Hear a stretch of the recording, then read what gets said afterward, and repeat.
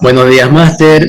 Nosotros somos el grupo 10. Estamos conformados por Gustavo Lor Freire, Carlos Montoya, Luis Mario López y mi persona quien le habla, Yair Lor Campuzano. Nosotros vamos a hablarles sobre la teoría del valor en la Edad Media. Antes de continuar, cabe recalcar que el compañero Luis Mario López no aportó para nada en el desarrollo y actividad de esta presentación. Continuamos con el objetivo, básicamente, tenemos aquí que es identificar la influencia de la Iglesia en la sociedad y de las ideas de Santo Tomás de Aquino en la teoría del valor, analizar cómo se concebía y aplicaba la teoría del valor durante la Edad Media y el legado del pensamiento económico medieval en modelos económicos posteriores. Mi nombre es Jair Lord y yo les voy a hablar sobre el contexto histórico y filosófico en el que nos encontramos al hablar de este pensamiento económico medieval. Entonces, hay que tener en cuenta que durante la Edad Media el pensamiento económico se desarrolla en Europa entre los siglos V y XV, en un contexto de feudalismo y fuerte influencia de la Iglesia. La economía se basa principalmente en la agricultura y la sociedad era jerárquica, donde los señores feudales tenían poder sobre la tierra y los siervos les trabajaban. Entonces, el poder que consigue la Iglesia en esta época, hay que recalcar que antes de esta época ellos ya tenían bastante influencia. Figuras como Constantino les dio el beneficio de que ellos pudieran adquirir tierras, los cuales les beneficiaron bastante y usaron bien a su provecho para conseguir bastante enriquecimiento económico. Así también sobre el cobro de diezmo, básicamente era un 10% que se le cobraban a los ciudadanos, como también tributos o ofrendas, los cuales aportaron bastante a su economía. Entonces, la iglesia poco a poco se fue convirtiendo en una institución clave en la vida cotidiana, controlando la educación, lo que le permitió moldear el pensamiento de esa época. Y en lo que corresponde a la participación política, les permitió tener puestos muy importantes donde sacerdotes y obispos tenían voz fuerte en las decisiones políticas que tomaban los reyes o cualquier autoridad de ese entonces. Entonces, la filosofía escolástica, impulsada por la Iglesia, busca unir la fe con la razón. En lo económico promueve principios éticos como la justicia en los precios, la condena de la usura y la distribución equitativa y transparente de las riquezas. La economía no solamente se veía como una actividad práctica, sino también como una cuestión moral que debía servir al bien común. Soy el estudiante Giancarlos Montoya y vengo a hablar mi tema de exposición, que viene a ser de Santo Tomás de Aquino, en su obra Suma Teológica. Reflexiona sobre el precio justo como un elemento esencial en la justicia conmutativa. Uno de sus conceptos fue que el precio justo es aquel que guarda proporción con el valor real del bien, determinado por su utilidad, escasez y el esfuerzo necesario para producirlo. No debe fijarse arbitrariamente ni por codicia, sino que debe respetar la equidad y el bien común. Eh, la condena de la usura y su impacto en las prácticas económicas. La condena para los escolásticos, especialmente aquí, ¿no? La usura, el cobro de intereses por el préstamo de dinero, era moralmente ilícita. Consideraban que el dinero es estéril por naturaleza, o sea que no puede producir nada por sí mismo, y que cobrar su uso era como vender dos veces el mismo bien. Y basaban esta postura en la Biblia, especialmente en el Antiguo Testamento, y en la filosofía aristotélica. El impacto económico que tuvo esto fue que limitó el desarrollo de ciertas formas de crédito y banca durante siglos, ¿ya? Sin embargo, surgieron mecanismos indirectos para sortear esta restricción, como sociedades de riesgo compartidos y letras de cambio y otros instrumentos financieros complejos. Eh, la moralidad en las transacciones comerciales tuvo sus principios claves, como por ejemplo que toda transacción debía realizarse con justicia, buena fe y sin engaños. El lucro no era condenado en sí mismo, pero debía estar subordinado a fines superiores, como el bien común la virtud y la salvación del alma. La actividad económica tenía una dimensión moral y teológica y debía contribuir al orden natural querido por Dios. Sus prácticas criticadas fueron que el fraude, el engaño fueron el fraude, el engaño, el peso o medida, la especulación excesiva y aprovecharse de la necesidad ajena. La búsqueda de lucro como fin último era visto como avaricia, que este es uno de los pecados capitales.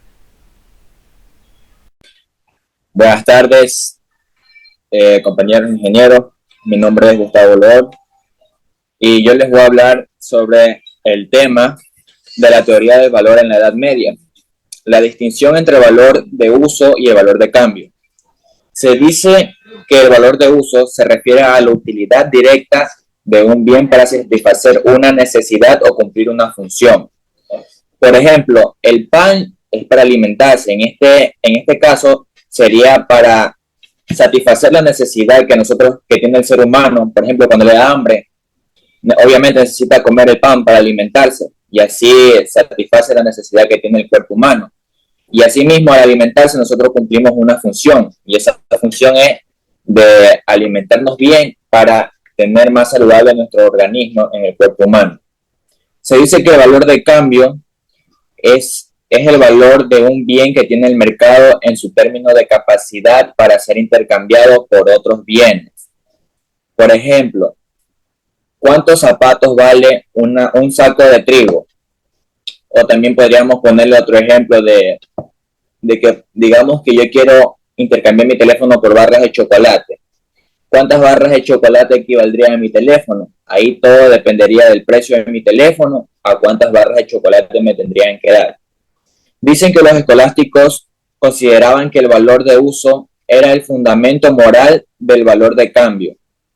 Un bien no debía ser objeto de comercio si no tenía un valor de uso legítimo. Esta visión estaba fundamentalmente influida por las consideraciones éticas sobre el comercio justo y la aversión a la usura. A continuación les voy a hablar sobre las aportaciones de Santo Tomás de Aquino y Alberto Magno. Se dice que las aportaciones de Santo Tomás de Aquino afirman que el valor justo de un bien debe estar basado en el valor de su uso y que en el intercambio debe ser equitativo. Introduce la noción del precio justo, que no es solo el precio del mercado, sino que corresponde a la equidad y a las necesidades de las partes. Critica la usura, o sea, el cobro de interés por el préstamo de dinero, como contraria a la ley natural, porque el dinero no tiene valor de uso propio, sino de cambio. Las aportaciones de Alberto Magno, maestro de Tomás Aquino. Alberto Magno también interpreta a Aristóteles y desarrolla una visión económica basada en la justicia natural. Reconoce que el intercambio es necesario en la sociedad, pero insiste que debe ser fundamentalmente basado en la equidad.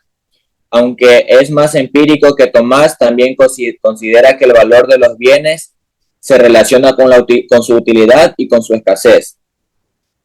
Ahora les voy a hablar sobre la influencia de Aristóteles en todas estas teorías. Dice que Aristóteles, especialmente en su obra Ética, a Nicómaco y Política, establece la base para su distinción. Diferencia entre el uso natural de los bienes, o sea, el uso directo, y la crematística, que sería la actividad económica orientada a la acumulación de riquezas por sí misma. Y él también critica la usura y el comercio desmedido como prácticas contra la natura. En distinción es remontada por los escolásticos, quienes lo interpretan desde las perspectivas cristianas, centrada en la moral y la justicia. Muchas gracias. Ahora vamos a hablar sobre el legado de la teoría en el valor medieval, en lo que corresponde a las aportaciones siguientes, en los modelos económicos. Y básicamente tenemos que decir que esta teoría se centra en la ética y en la justicia.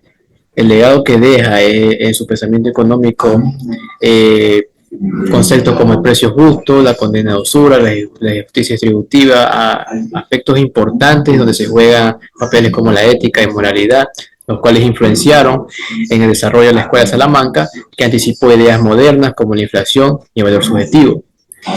Tenemos el tema del mercantilismo, la fisiocracia, por ejemplo, el mercantilismo que se centra en la acumulación de metales preciosos como fuentes de riquezas, reflejó algunas ideas económicas que se desarrollaron durante la Edad Media, mientras que la fisiocracia se enfatiza en la importancia de la agricultura y representa una ruptura de estas ideas y una crítica al mercantilismo. Entonces, a diferencia de las teorías actuales que son más científicas y se basan en la utilidad o el trabajo, la visión medieval daba prioridad a la moral cristiana y al bien común. Aún así, muchos de estos valores siguen siendo relevantes hoy en día. Entonces, temas como la responsabilidad social, la equidad, las regulaciones financieras, reflejan básicamente esta población, esta herencia de este pensamiento. Aunque el enfoque ha cambiado, la economía actual todavía se enfrenta a los mismos dilemas éticos que preocupan a los pensadores medievales. En conclusión, ya visto todos los temas tratados en esta presentación, recapitulando todo, podemos decir que la teoría del valor en la economía medieval busca un precio justo que integre utilidad, coste y justicia dentro de un marco ético cristiano. Rechaza la usura y el lucro excesivo. Este enfoque moral influyó en la economía occidental al vincularla con la justicia social y el valor del trabajo. Aquí tenemos las referencias bibliográficas, las cuales se usaron para la realización de este video. Muchas gracias.